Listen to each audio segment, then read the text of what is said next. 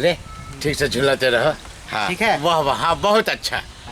ये लग रहा है ना कि हम कृष्ण है और तुम राधा हो, झुला रही हो। हाँ। पंडित जी मजा आ रहा है ना? हाँ। अरे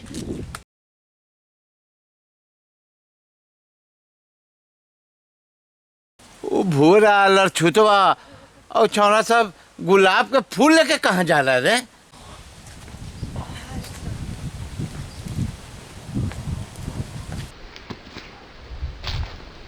रे इधर सुनो, इधर सुनो, इधर आओ, इधर आओ, इधर आओ। हाँ।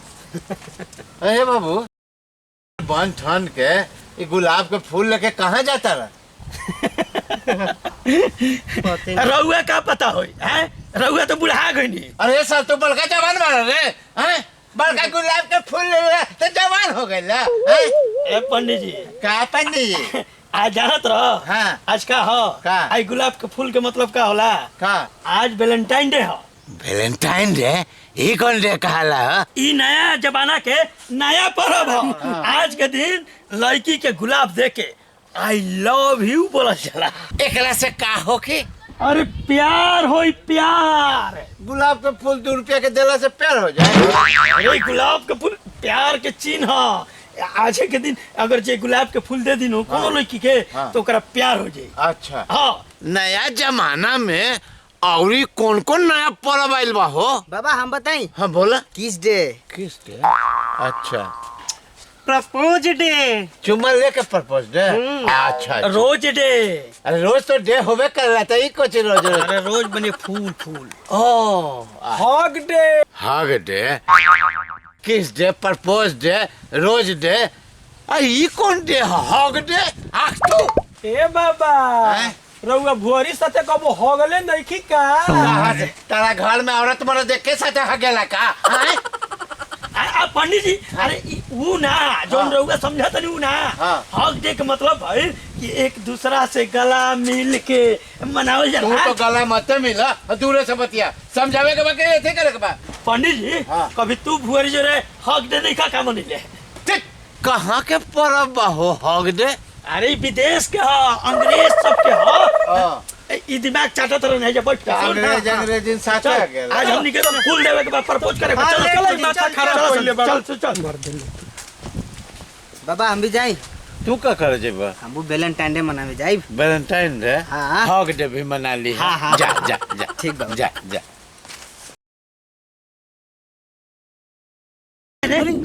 हाँ हमरो वाली भी है और भुअरियो भी है।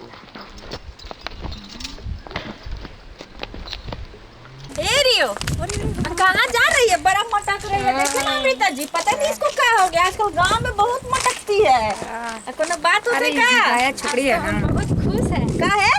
आज वैलेंटाइन डे है। हम लोग को का पता वैलेंटाइन डे देखे? अरे आगो नहीं सुना।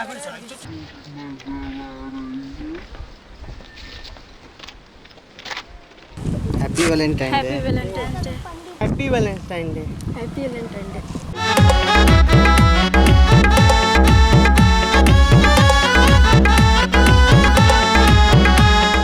ए भुअरी हमो तोरा खातिर फूल लेके आइल बनी।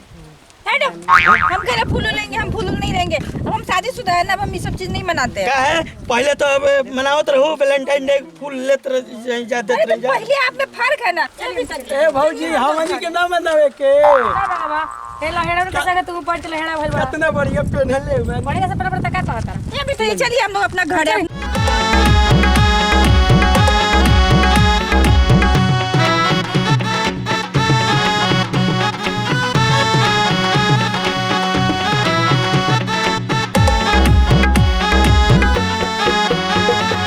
ए भुअरी देख रहा बड़ा मेहनत से तोरा खातिर फूल लेके आइल बनी। देख घोड़ा, पागल मत कर, चल जा यहाँ से।